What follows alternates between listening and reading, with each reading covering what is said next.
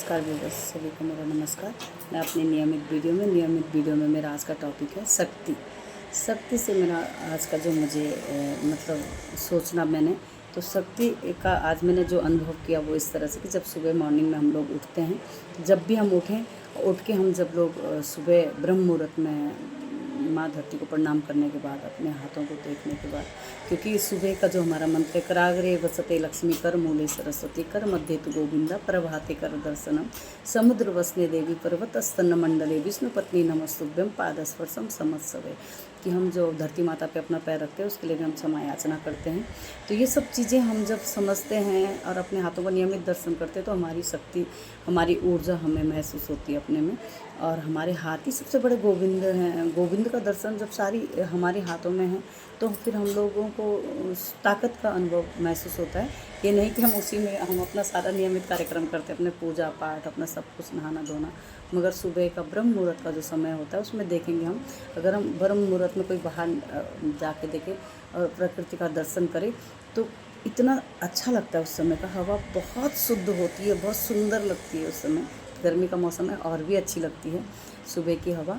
और ब्रह्म मुहूर्त में पशु पक्षियों को देखो, इतना मीठा चहचहाना, क्योंकि हम उनकी भावनाओं को समझ नहीं पाते, वो भी आपस में बातचीत करते हैं, अपने बच्चों को जगाते हैं, अपने आप जागते हैं, अपने काम के लिए आपस में बोलते हैं हमें क्या काम करना है, हमें काम के लिए चलना है, सब उनकी भी बातचीत होती है।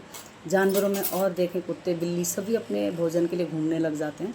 उसके बाद सबका मतलब चलना फिरना शुरू हो जाता है। जैसे जैसे चहलकदमी बढ़ती है तो मनुष्यों का जागना जब होता है पृथ्वी में तो फिर ज़्यादा चहलकदमी बढ़ती है, फिर गाड़ी मोटर का शोर वगैरह वगैरह वगैरह सब कुछ, जीवन बिजी चलने लग जाता है।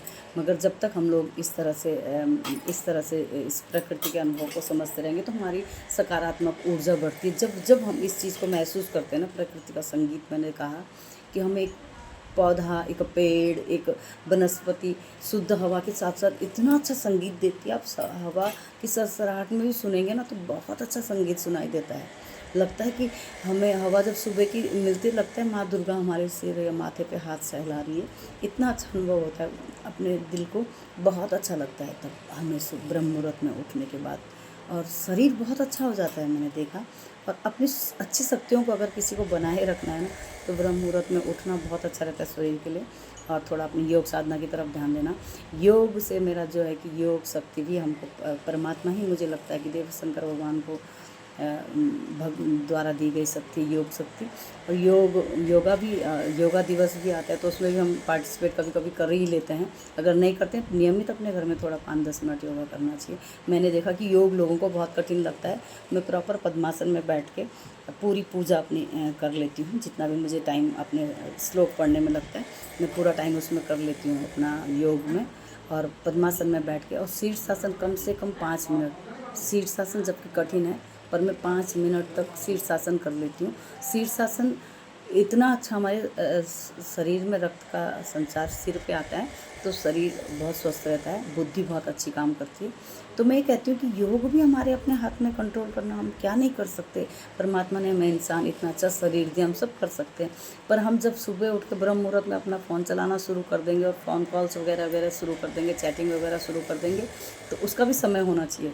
जैसा मेरा फ़ोन हाथ में लेने का ही समय, मुझे बहुत से मेरे व्यूवर्स सभी कॉल करके कहते हैं कि आप फ़ोन नहीं उठाती हैं, ये नहीं करती हैं, आप बहुत मतलब बड़प्पन दिखाती हैं। ये बड़प्पन का सवाल नहीं है। मीडिया को भी हमें कितनी देर उपयोग करना ये हमारा है, क्योंकि हमें जितना समय बचता है हमें प्रकृति के साधनों को देख, प्रकृति तो हमें इसमें तो हमें अपने MB ख़त्म करनी है, उसमें तो हमें कुछ भी नहीं करना।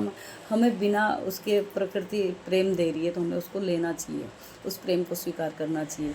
उसके बाद 5 और 10 मिनट हमने अपने बगीचे की तरफ नहीं देखा तो जीवन निरर्थक लगता है। 10 मिनट भी हम अपने बगीचे में जाते हैं, हर पौधे को सहलाते हैं, हर पौधे को प्रेम देते हैं, उसके खरपतवार को निकालने की कोशिश करते हैं। प्रतिदिन अगर आप उस पौधे को देखो तो आज 1 पत्ता है, कल 2 पत्ते होंगे, कल 4 पत्ते होंगे, और अगले दिन कब वो पौधा मेरे सामने इतना बड़ा हो गया। मैंने अपने बच्चों से भी यही देखा कि बच्चे जब हमारे बगीचे में, परमात्मा का बगीचा है हमारा घर, और परमात्मा का स्थान है हमारा घर, एक मंदिर है। और मंदिर में मैंने देखा परमात्मा ने जब हमको इतने अच्छे बच्चे दिए, इतने अच्छे हमका भरण पोषण हुआ, हमने कभी कोई उसमें हमें दिक्कत नहीं लगी। इतनी अच्छी बेटियाँ, मैं कहती बेटी तो परमात्मा सबको दे। बेटियाँ बहुत अच्छा जीवन को करती हैं, 2 घरों का नाम रोशन करती हैं बेटियाँ। और बेटी पढ़ाओ बेटी बचाओ पे सरकार ने इतना कहा, तो मैंने यही शिक्षा ली थी कि अपनी बेटियों को अपने पैरों पर खड़ा करना है, अच्छी शिक्षा देनी है। उसके लिए चाहे हमारे जीवन में कितनी भी कठिनाई क्यों ना है, हमें वो सब मंजूर हैं। और अपनी बेटियों को पढ़ाया लिखा है, बेटे को पढ़ाया लिखा है। बच्चे बेटी हो या बेटा हो, आज का समय तो इतना अच्छा है कि कुछ भी नहीं है। सरकार ने बेटियों के लिए इतना अच्छा किया, फिर भी न जाने कुछ बेटियां क्यों ऐसे दिखाई देती हैं दुखी। और हमें जहाँ पे भी दिखे हम बेटियों को हमेशा अच्छे संस्कार, अच्छी बातें, कोई परेशान है उसको सपोर्ट करने की, उसको मदद करने की कोशिश करते हैं। हम भी चाहते हैं कि बेटियां अच्छी रहें। अगर बेटियों का मन अच्छा हो जाएगा तो पूरा संसार अच्छा होगा, क्योंकि बेटियों से घर बनता है, परिवार बनता है। कल के दिन एक बेटी एक परिवार को अपने अंदर समाये हुए होती है, उसका भरण पोषण अच्छे से होगा, अच्छा मन बनेगा तो अच्छा परिवार होगा।